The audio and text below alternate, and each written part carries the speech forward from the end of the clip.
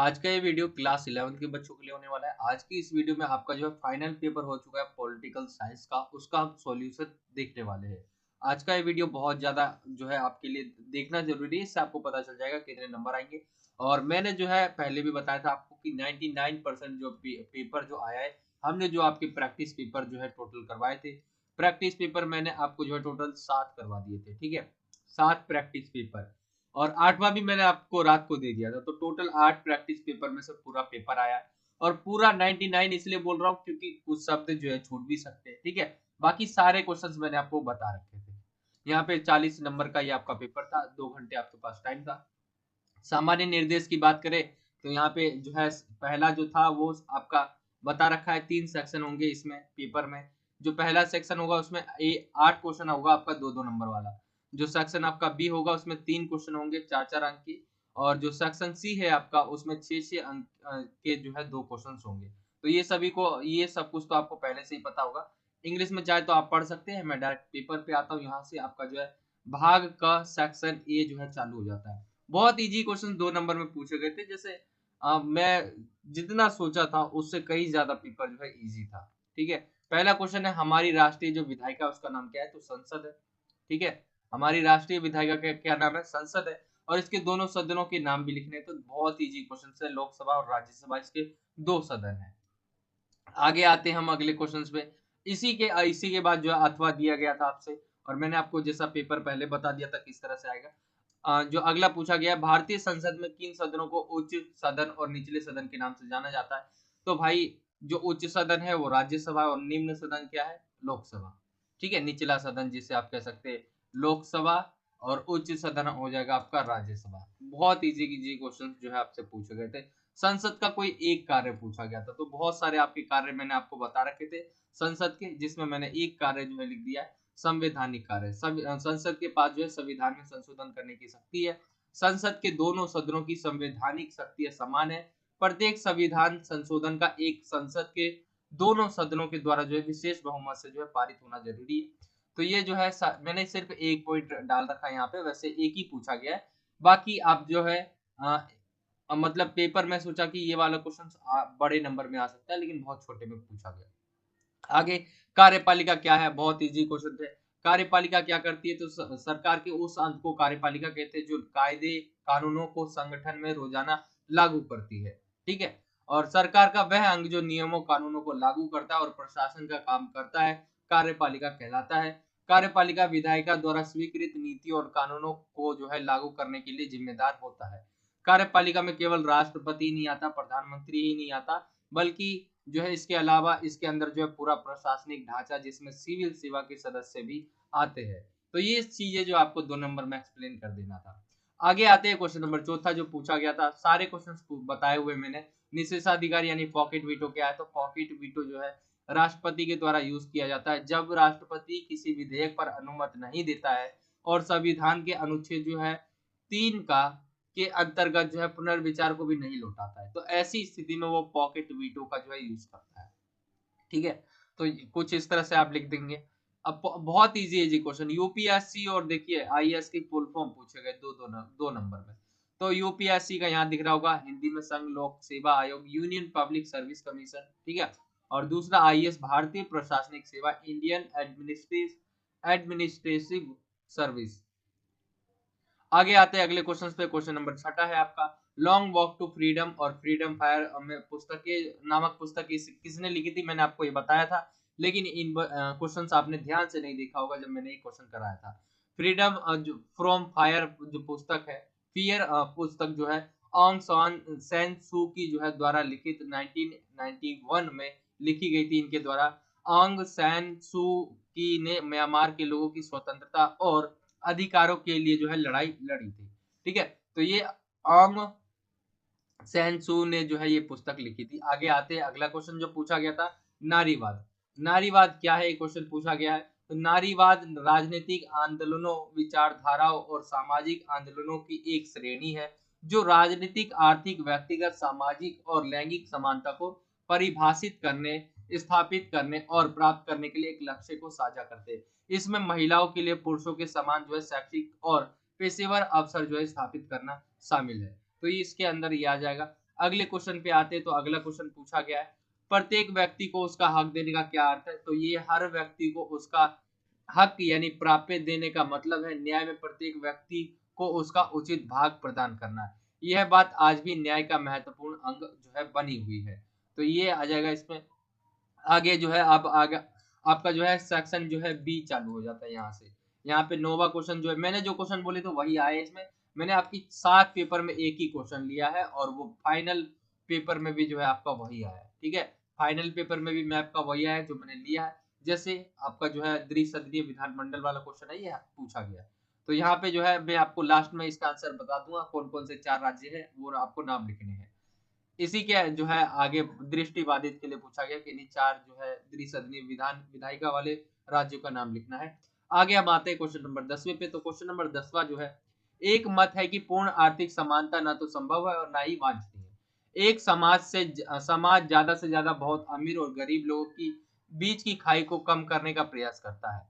क्या आप इस तर्क से सहमत है? अपना तर्क दीजिए।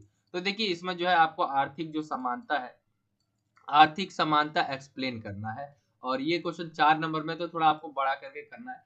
तो यहाँ पे देखिए आर्थिक समानता, तो आर्थिक समानता का लक्ष्य क्या है? मैंने आपको कई बार बताया है कि उनका लक्ष्य क्या है, धनी यानी अमीर और गरीब की जो बीच की खाई है उनको कम करना है। यह सही है, इन्होंने कहा है कि यह सही है कि किसी भी समाज में धनी या आमदनी लोग जो भी होते हैं उसके बीच की खाई को पूरी तरह हम बराबर ला दे, ऐसा नहीं हो सकता। लेकिन जो है जो लोकतांत्रिक सरकार में ऐसा होता है कि राज्य समान अवसर जो है उपलब्ध कराकर जो है व्यक्ति को अपनी हालत सुधारने का मौका देती रहती है। और लास्ट में जो बोला गया है कि क्या आप इस तर्क से सहमत है? तो जी हाँ, सरकार द्वारा बहुत ऐसे कदम उठाए जाते हैं जिससे जो है गरीबों को जो है ऊपर लाने की जो है व्यवस्था की जाती है। बहुत सारे ऐसे क्रियाकलाप जो है किए जाते हैं सरकार द्वारा। ठीक है, तो कुछ ऐसे लिख सकते हो आप। अगला जो क्वेश्चन पूछा गया, जॉन रॉल्स का न्याय का सिद्धांत, मैंने बताया था जॉन रॉल्स के न्याय के सिद्धांत के बारे में। न्याय देखिए अब 4 नंबर में आ गया, क्वेश्चन कैसे करेंगे? तो सिर्फ इसका तो 2 नंबर में ही आएगा। तो बाकी जो है हम ये लिख देते हैं न्याय का अर्थ क्या है। ठीक है, न्याय को अंग्रेजी भाषा में जस्टिस कहा जाता है। जस्टिस लैटिन भाषा के शब्द जूस से बना है। ठीक है, जिसका अर्थ है बंधन या बांधना।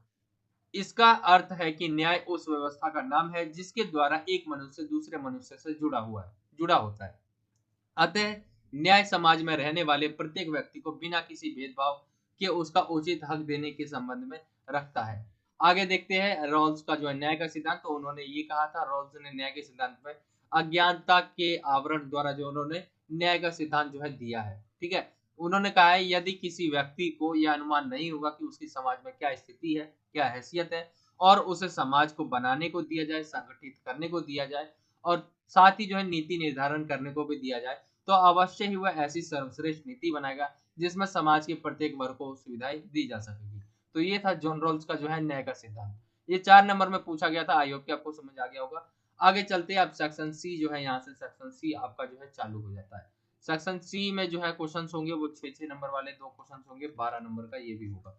आगे देखते हैं क्वेश्चंस पे आते तो ये बहुत इजी क्वेश्चंस पूछे गए। सर्वोच्च न्यायालय के अपीलीय और सलाहकारी क्षेत्राधिकार के अंतर्गत कौन से विषय आते हैं? तो मैंने ये क्वेश्चंस भी आपको करवाया था जिसमें अपीलीय और क्षेत्राधिकार बताए थे। जैसे अपीलीय क्या होता है, दीवानी फौजदारी मुकदमे होते हैं इसमें, और इसके अंदर संवैधानिक सवालों से जुड़े अधीनस्थ न्यायालयों के जो मुकदमे होते उसकी अपील पर सुनवाई कर सकती है। वहीं पे आगे बात करें सलाह संबंधी क्षेत्राधिकार में, तो जनहित, यहाँ पे बात करें तो जनहित के मामले में तथा कानून के मसले पर राष्ट्रपति को सलाह देना और लोगों के जो मौलिक अधिकार है उसकी रक्षा के लिए जो है कई सारे रीट जो है वो जारी करते हैं, जिसके अंदर जो है बंदी प्रत्यक्षीकरण हो गया, परमादेश हो गया, निषेधादेश हो गया। ठीक है, उत्प्रेक्षण लेख तथा अधिकार प्रेषण, ये सब जो है जारी करने का अधिकार है। ठीक है, रीट संबंधी क्षेत्राधिकार है ये। तो इसके अंदर आप ये एक्सप्लेन करेंगे, यहाँ पे 2 पॉइंट इसको थोड़ा बड़ा करेंगे और नीचे वाले को भी 2 पॉइंट बड़ा कर देंगे। टोटल जो है 6 नंबर का आप बना सकते हो। आगे देखते हैं, अब अगले क्वेश्चन पे आते हैं। इसी में अथवा में बहुत अजीब क्वेश्चन है ये, क्योंकि 6 नंबर में चित्र बनाने को कहा गया एक। अब न्यायपालिका की संरचना को दर्शाने वाला चित्र बनाइए। न्यायपालिका की देखिए पिरामिड रूपी है। ठीक है, पिरामिड की तरह है, जहाँ पे सबसे नीचे आता है अधीनस्थ न्यायालय, फिर उसके बाद आता है जिला न्यायालय, फिर उसके बाद उच्च न्यायालय, फिर सबसे ऊपर है सर्वोच्च न्यायालय। तो कुछ इस तरह से, लेकिन ये 6 नंबर में दिया गया, बहुत अजीब लग रहा है मुझे ये क्वेश्चन, क्योंकि 6 नंबर का नहीं है सिर्फ अगर ये चित्र कह रहा बनाने को। अगर एक्सप्लेन भी करना है, अगर इसको एक एक बार में एक्सप्लेन कर दे तब ये 6 नंबर का हो सकता है।